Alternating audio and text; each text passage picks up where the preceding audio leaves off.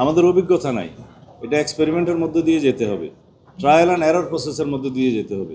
আমরা প্রস্তাব করেছি ন্যায়পালের আইনটা যুগোপযোগী করা হোক এবং সেখানে ন্যায়পালের জন্য সেক্রেটারিয়েট করতে হবে, ন্যায়পালের জন্য সেক্রেটারিয়েটের স্টাফ নির্ধারণ করতে হবে, তাদের দায় দায়িত্ব নির্ধারণ করতে হবে, তাদের বর্তমানে সাংবিধানিক এখতিয়ার হিসেবে মন্ত্রণালয়, যে কোনো বিভাগ, যে কোনো সরকারি কর্মকর্তা, স্বায়ত্তশাসিত কর্মকর্তা থেকে শুরু করে সবাই সেই ন্যায়পালের এই এখতিয়ারের মধ্যে পড়বে। যে কোনো কেউ অভিযোগ করলে সেটা তদন্ত করতে পারবে।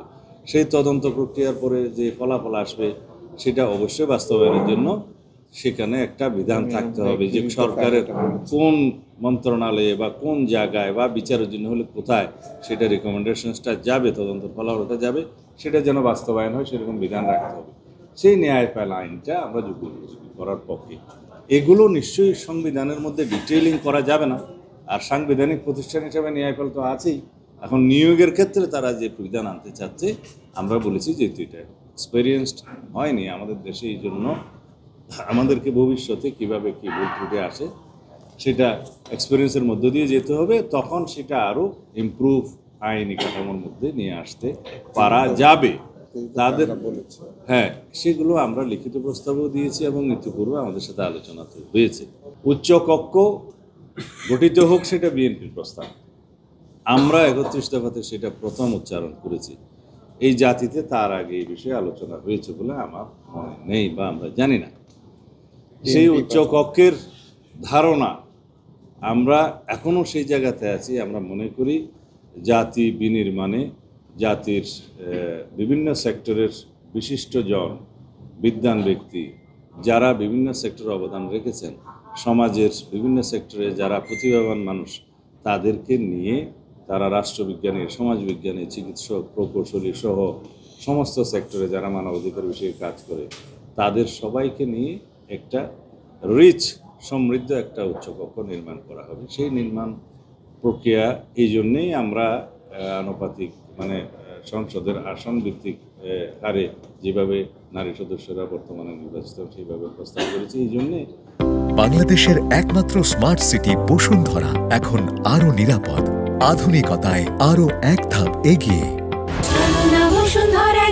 যেটা আমাদের ফার্স্ট এক্সপেরিয়েন্স, এখানকার এখতিয়ার কে হবে সেই এখতিয়ারের মধ্যে আমরা ডিটেইলিং করি নাই তখন 31 দফায়।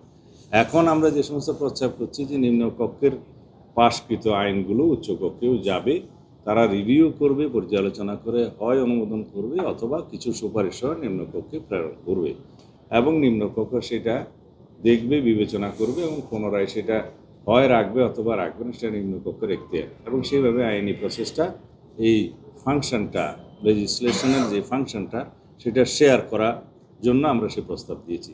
কিন্তু সেখানে আমরা কনস্টিটিউশন অ্যামেন্ডমেন্টের বিষয়টা ওখানে নিতে চাই না, কারণ কনস্টিটিউশন অ্যামেন্ডমেন্টের বিষয় হচ্ছে সার্বভৌম পার্লামেন্টে যারা সরাসরি জনগণের দ্বারা নির্বাচিত প্রতিনিধি, সেই এমপিদের, সংসদ সদস্যদের, তারা সংবিধান সংশোধনের ক্ষেত্রে এখতিয়ার প্রাপ্ত। এবং সংবিধান সংশোধনী কীভাবে হবে ইতিপূর্বে আপনাদের সাথে কথা বলেছি, যেটা আমাদের এখানে ঐক্যমত্য হয়েছে যে সমস্ত আর্টিকেলগুলো পরিবর্তন করতে গেলে যেটা গণভোটের প্রয়োজন হবে, সেই ক্ষেত্রেও আমরা 2টা প্রভিশন আরও যুক্ত করে সেটা আমরা আরও শক্তিশালী করেছি। তো সুতরাং সংবিধান সংশোধনের বিষয়টা আমরা উচ্চকক্ষের মধ্যে আনতে চাই না, যেহেতু তারা not directly elected representative of the people. আর যেটা সার্বভৌম পার্লামেন্ট, তাদের সার্বভৌম ক্ষমতাটা আসে সার্বভৌম জনগণের মধ্য দিয়ে, এবং সার্বভৌম জনগণ তাদের প্রতিনিধি পাঠায় সার্বভৌম পার্লামেন্টে। সেই সার্বভৌম পার্লামেন্টে জনগণের দ্বারা আইন প্রণীত হয় এবং সেই আইন দ্বারা জনগণ শাসিত হয়। সেইখানেই সংবিধান পরিবর্তন হবে, সংশোধন হবে, সেটা তাদের এখতিয়ার।